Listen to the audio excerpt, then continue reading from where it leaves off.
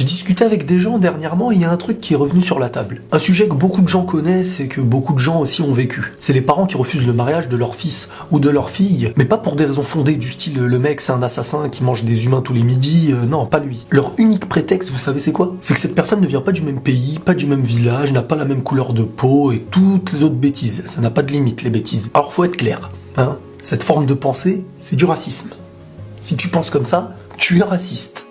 Donc, si tu es raciste, le raciste que tu es n'a pas à se plaindre du racisme qui existe. Ça n'a aucun sens, hein. C'est comme si moi je tuais les gens et que derrière je me plaignais qu'il y ait des meurtres. C'est pas logique. Alors premièrement, qui est cette personne pour juger une origine ou une couleur de peau, hein? Qu'est-ce qu'elle fait de mal, la couleur?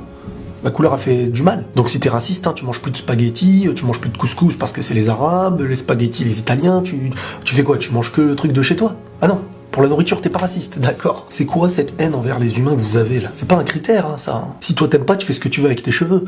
Mais ne contamine pas les gens, hein, s'il te plaît, c'est pas bien. Le bien, c'est quelque chose qu'on choisit et qu'on construit. Mais notre lieu de naissance, notre origine, notre couleur de peau, c'est des choses qui nous sont attribuées, qu'on n'a pas choisies. Et peu importe l'origine et la couleur de peau, c'est une force. Mais il y a des petits bonhommes, ils arrivent avec leurs souliers pour venir dire aux autres, non, toi tu es noir, arabe, chinois, jaune, tu viens de là-bas, je te rejette. En gros, la mentalité de ces personnes, vous savez c'est quoi? C'est quand je suis chez moi, j'ai le droit de rejeter les gens, mais quand je suis chez toi, attention, t'as pas intérêt à me rejeter. Mais vous êtes qui au juste? Enfin, vous êtes quoi même, je dirais. Ensuite, il y a un autre problème, qui est peut-être un peu plus compréhensif par rapport au premier, c'est la situation financière. Oui, il est tout à fait normal d'espérer une bonne situation financière pour rendre son enfant aisé, dans des bonnes conditions. Donc oui, très souvent, certains parents peuvent rejeter une personne sous prétexte qu'il n'a pas une assez bonne situation financière pour entretenir leur fille ou tout ça, quoi. Mais je vais vous dire une petite chose. Qui garantit cette situation financière, déjà? Aujourd'hui, t'es riche, aujourd'hui, t'es Bill Gates, aujourd'hui, t'as des grandes maisons, mais demain, tu peux tout perdre. Et qu'est-ce qui se passe après? On divorce. C'est-à-dire on se marie dans l'unique but d'avoir de l'argent, et quand il n'y a plus d'argent dans ce couple, on divorce, on se tire à la nage. Donc oui, on sait qu'il faut quand même une situation financière pour entretenir un couple, c'est normal. Mais il y a des couples qui n'ont pas une aussi grande situation financière, et qui gèrent bien,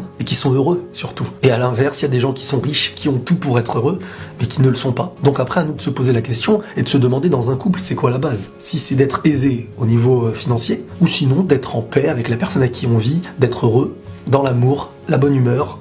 Enfin voilà quoi, tu connais. Regardez parfois dans certains pays pauvres des familles qui n'ont pas grand chose, mais ils sont mariés, ils ont des enfants, ils sont souriants, ils sont accueillants en plus. Mais parmi ces enfants, peut-être qu'il y en a un à l'avenir qui deviendra une sommité de quelque chose. Mais les causes, elles ont été faites par des personnes qui se sont fait confiance et qui ont construit, pas sur de l'argent, mais sur des vraies valeurs. De toute manière, dans la vie, ça va toujours être comme ça. Il y aura un dilemme face à toi entre l'argent et les valeurs. Bien sûr, tu peux avoir les deux, mais tu ne pourras jamais aimer l'une autant que l'autre. Donc à toutes ces personnes racistes qui rejettent par rapport à une couleur de peau, par rapport à une origine, aujourd'hui, sache que tu es libre de rejeter, de faire souffrir les gens, d'être le maître du monde à tes yeux, de créer des interdits où il n'y en a pas, mais sache juste qu'on ne connaît jamais une personne.